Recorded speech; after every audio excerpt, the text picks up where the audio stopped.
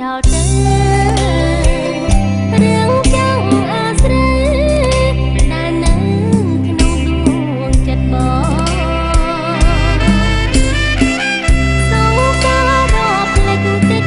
ចេញឲ្យឆ្ងាយលែងស្ដាយស្រណងបងតែម្ដងមិនត្រូវនឹកសងផងជួជាគ្នាបែងដងអូ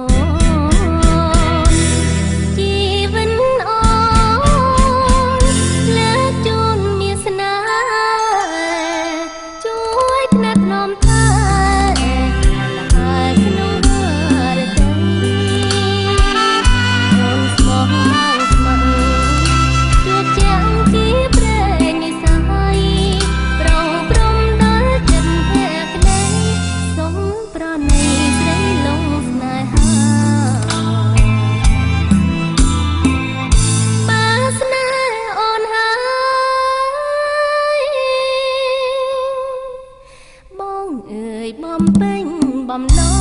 ងដូចតែអូនពងចងចិត្តជាប់ត្រង់ជីវាតែស្រឡាញ់ទាំងខ្លាញ់ហួងហើ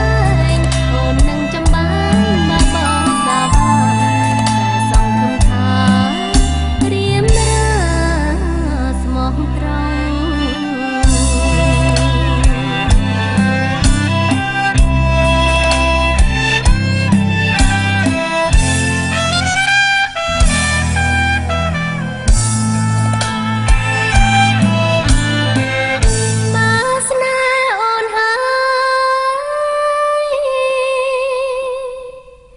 បងអើយបំភ្លេចចោលទៅ